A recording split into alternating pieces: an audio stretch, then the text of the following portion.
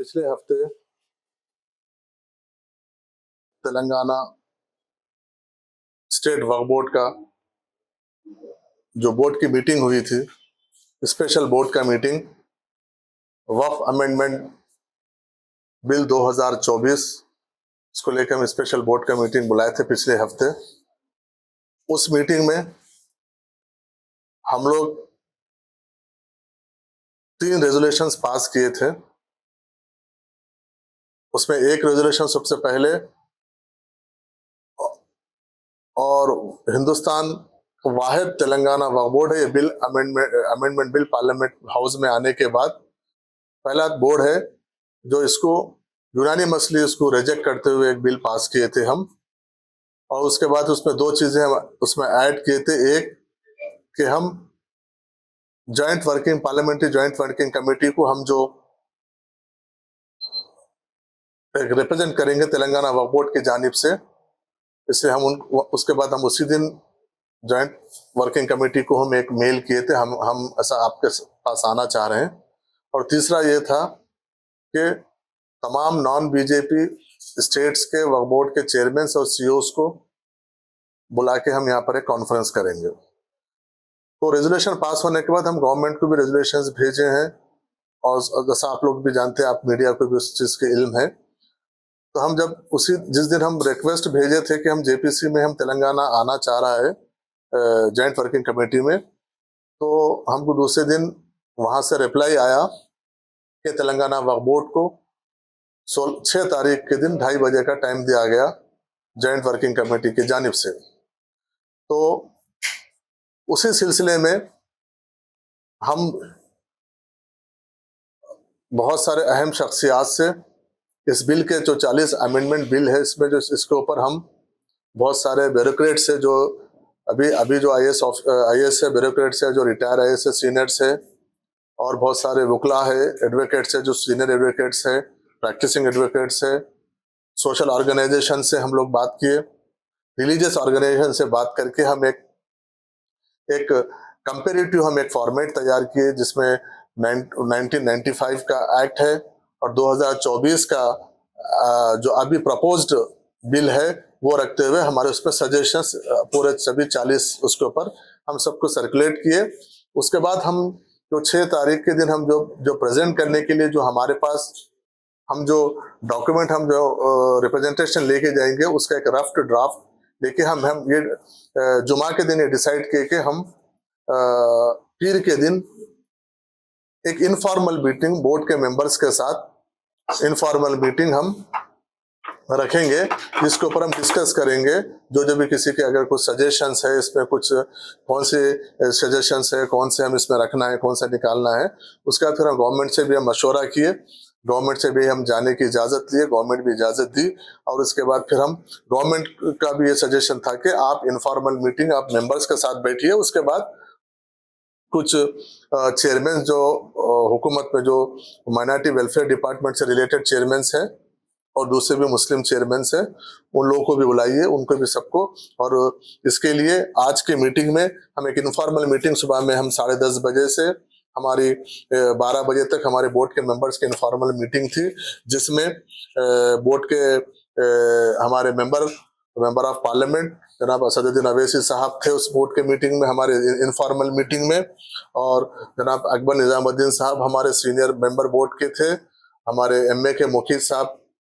एक बोर्ड के मेंबर थे, और निसार हुसैन हैदरी साहब उस बोर्ड के इनफॉर्मल मीटिंग में थे, और वक्फ बोर्ड के नए सीईओ असदुल्ला साहब थे। और उसके बाद वक्फ बोर्ड के जो गए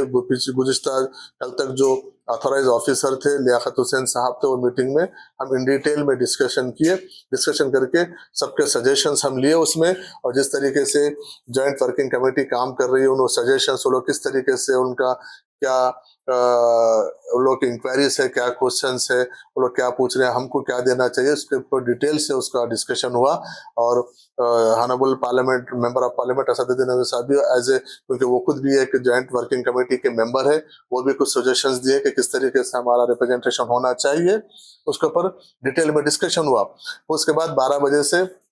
हमारे जो हुकूमत के नुमाइंदे हैं, ख़ास तौर पर माइनॉरिटी गवर्नमेंट के माइनॉरिटी अफेयर्स के एडवाइज़र जनाब शब्बीर अली साहब आए थे। उनके साथ साथ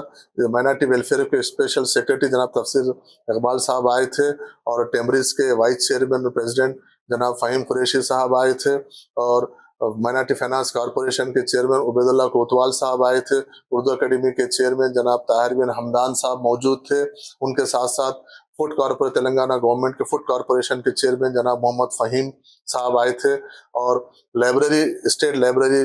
के चेयरमैन जनाब प्रोफेसर रियाज साहब आए थे। इन लोग के सामने भी जो हमारे मेंबर्स में जो डिस्कशन हुआ, जो डॉक्यूमेंट्स थे, उनको भी हम सर्कुलेट करके उनके साथ भी हम इन डिटेल में डिस्कस किए, और उनके तजावीज़ों को भी जो वहाँ पर दे सकते थे लिए, क्योंकि हमको कल जॉइंट वर्किंग कमेटी में कल हम उनको सॉफ्ट कॉपी भेजना है। तो आज उनसे भी कुछ, अगर शाम तक आपके पास भी कुछ सुझाव हो तो आप दीजिए, रिटर्न में दीजिए। ज़रूरी नहीं है कि 40 के 40 अमेंडमेंट के ऊपर आपको जो समझ में आया सुझाव दीजिए। हम उनको सबको इनकॉर्पोरेट करके एक हम रिप्रेजेंटेशन अच्छा तेलंगाना के वक्फ बोर्ड की जानिब से हुकूमत जो जॉइंट पार्लियामेंट वर्किंग कमेटी है उसको हम 6 तारीख के दिन प्रेजेंट करेंगे, क्योंकि 6 तारीख के लिए 7 मेंबर्स का हमको परमिशन मिला है। 7 मेंबर्स के लिए हम मैक्सिमम आप 5 से 7 मेंबर आ सकते हैं करके हम उनको रिक्वेस्ट किए कि मेंबर्स को आप थोड़ा सा बढ़ाइए, तो बोले कि नहीं, हम 5 से 7 मेंबर से ज़्यादा हम नहीं, तो इसलिए हम तेलंगाना की जानिब से इंशाल्लाह हम 7 मेंबर्स, बोर्ड के जानिब से 7 मेंबर्स वहाँ पर 6 तारीख के दिन 2:30 बजे हमारा टाइम है, उसमें जाके वक्फ बोर्ड को बचाने के लिए, जिस तरीके से वक्फ बोर्ड को खत्म करने की, मनचाहे वक्फ को खत्म करने की जो कोशिश की जा रही है, उससे ताल्लुक से एक स्ट्रांग एक रिप्रेजेंटेशन तेलंगाना वक्फ बोर्ड की जानिब से हम जॉइंट वर्किंग कमेटी में देंगे, जो आज वही आज हमारे बीच यहाँ पे डिस्कशन हुआ। प्रोटेस्ट का प्रोग्राम नहीं, अभी 6 तारीख के बाद हम जब वो जॉइंट पार्लियामेंट्री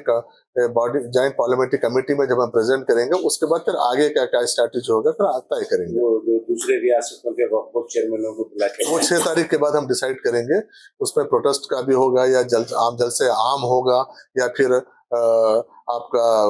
दूसरे चेयरमैन स्टेट्स के चेयरमैन और सीईओ को तेलंगाना को मिला के 10 नॉन बीजेपी स्टेट्स है, उसमें चेयरमैन और सीईओ वगैरह जहाँ पर चेयरमैन नहीं है वहाँ पर क्या करना है उसके ऊपर तफसील से बात करके हम 6 तारीख के बाद उसका प्लान करेंगे। फिल वक्त तो 6 तारीख की तैयारी में 6 तारीख का एक डॉक्यूमेंटेशन, क्योंकि वो स्ट्रांग हमारा एक सजेशन सब हमारा ओवरव्यू, हमारा व्यू उनके गवर्नमेंट के वो कमेटी के सामने हम रखने की कोशिश कर रहे हैं। तो मेंबर्स बोर्ड के मेंबर्स है, वो बोर्ड के मेंबर्स, दूसरे कोई नहीं, बाहर जो भी है बोर्ड के मेंबर से रहेंगे।